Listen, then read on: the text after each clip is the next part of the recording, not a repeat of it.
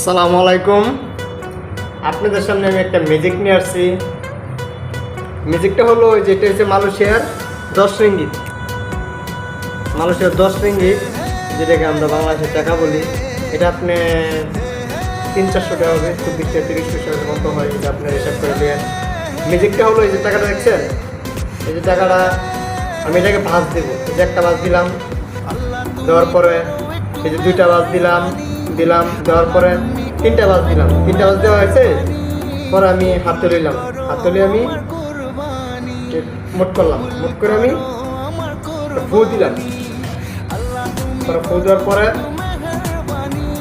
Magic শুরু। 1 2 3।